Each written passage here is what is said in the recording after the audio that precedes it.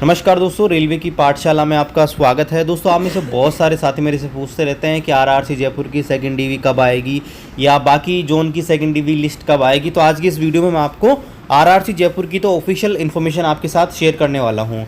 इसके अलावा बाकी जोन है उनकी डीवी लिस्ट का क्या प्रावधान है उसके बारे में भी इस वीडियो में बताऊँगा। तो चलिए शुरू करते हैं। दोस्तों, यहाँ पर मैं आपको बताऊँ कि सेकेंड डीवी थर्ड डीवी ये कब जारी करती है रेलवे में क्या होता है कि जितने कैंडिडेट की पोस्ट होती है, अलग अलग आपके जो पोस्ट होती हैं उनमें अलग अलग वैकेंसीज होती हैं। तो उनमें क्या होता है कि अगर कोई भी कैंडिडेट, आपको पता होगा कि जब डीवी के लिए बुलाया जाता है तो डीवी में 1:1 में बुलाया जाता है, मतलब जितनी सीटें होती हैं उतने कैंडिडेट को यहाँ पर बुलाया जाता है। लेकिन आपने देखा होगा कि बहुत सारे छात्र यहाँ पर एब्सेंट हो जाते हैं, उनको रेलवे एक दोबारा मौका देता है, फिर एक अंतिम मौका और देता है, दो मौके भी दिए जाते हैं। लेकिन फिर भी बहुत सारे छात्र यहाँ पर डीवी में नहीं आते हैं।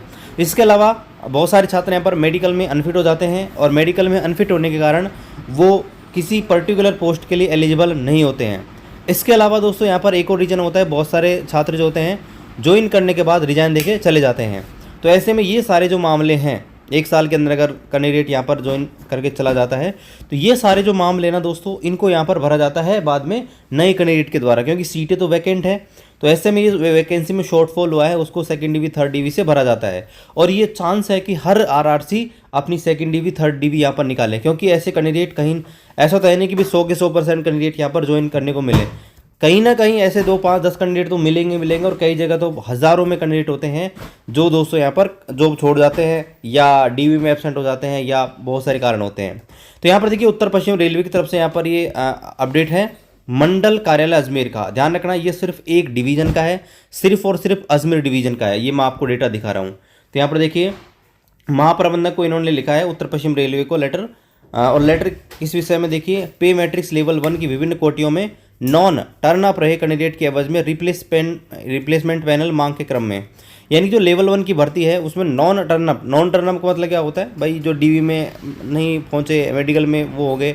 तो यहाँ पर बोला गया है कि उनकी रिप्लेसमेंट पैनल की मांग है उसके संबंध में। और यहाँ पर देखिए, इन्होंने इसका रेफरेंस भी दिया गया है। और यहाँ पर देखिए, यहाँ पर दोस्तों बता रखा है कि आपके उपरोक्त संदर्भित पत्र 14/8/2023 को आपने लेटर दिया, इसके द्वारा पे मैट्रिक्स लेवल 1 की विभिन्न जो कोटियाँ हैं उनमें नॉन टर्नअप रहे कैंडिडेट के एवज में रिप्लेसमेंट पैनल की मांग की क्रम में चाहिए गई सूचना निम्न प्रकार है। यहाँ पे दोस्तों बता रखा है कि आपने मांगा था कि भाई जो अलग अलग कोटी हैं, अलग अलग पोस्ट हैं, उनमें कितने कैंडिडेट नॉन टर्नअप रहे।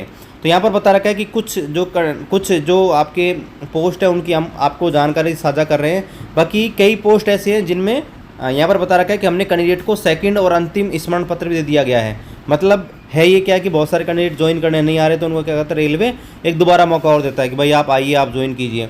तो ऐसे में उनका यहाँ पर अभी स्मरण लेटर यहाँ पर उनको भेजा गया है और उसकी लास्ट डेट है 21/8/2023। अगर 21/8/2023 तक वो कैंडिडेट यहाँ पर रिपोर्ट नहीं करते हैं डिवीजन में, तो इनको भी दोस्तों यहाँ पर मान लिया जाए कि ज्वाइन करना नहीं चाहते और इनको भी नॉन टर्नअप घोषित कर दिया जाएगा। और इनकी दोस्तों यहाँ पर बता रखा है, अतः नॉन टर्नअप रहे कैंडिडेट के एवज में रिप्लेसमेंट पैनल की मांग नहीं की जा सकती।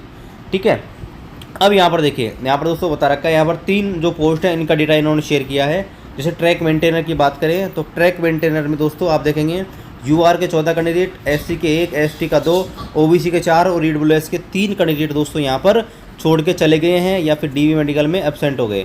और डीवी मेडिकल में एब्सेंट हो गए, इसका मतलब तो ये है कि भाई उनको पोस्ट अलॉट नहीं की गई। ठीक है, तो हम ये पोस्ट के बारे में कैसे कह सकते हैं, तो ये रिप्लेसमेंट पैनल के माध्यम से आएगा। यानी कि अगर यहाँ पर डीवी के अंदर शॉर्ट लिस्ट होता है तो सेकंड डीवी थर्ड डीवी के माध्यम से भरे जाएंगे। लेकिन अगर पैनल में नाम आ गया, उसके बाद कोई पोस्ट यहाँ पर वैकेंट रह जाती है, तो उसे हम फिर रिप्लेसमेंट पैनल के माध्यम से यहाँ पर मांग करते हैं। तो यहाँ पर देखिए, यहाँ पे बता रखा है कि भाई आपका ट्रैक मेंटेनर में इतने कैंडिडेट यहाँ पर नॉन टर्नअप रहे, इनको पैनल अलॉटमेंट होने के बाद। इसके बाद हॉस्पिटल असिस्टेंट इतनी अच्छी पोस्ट मानी जाती है, उसमें आप देखेंगे तो एसटी के अंदर 1 और ओबीसी के अंदर 1 कैंडिडेट जो है उन्होंने ज्वाइन नहीं किया या छोड़ के चले गए हैं।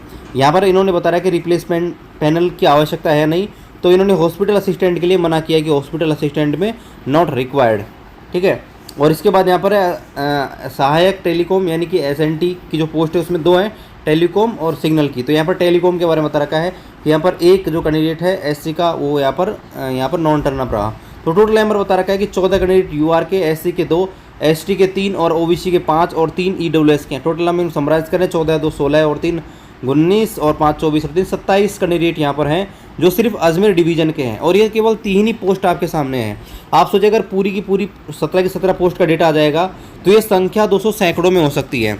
और आप ये भी देखिए कि सिर्फ और सिर्फ ये अजमेर डिवीज़न का है।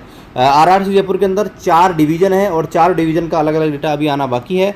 तो जैसे ही कोई भी अपडेट आपको हमको मिलेगा हम आपको अपडेट कर देंगे इसके बारे में। बाकी ये तो है कि सेकंड डीवी जरूर आएगी, उसके लिए आप वेट कीजिएगा। बाकी मिलते हैं अगले वीडियो में, तब तक जय हिंद, वंदे मातरम।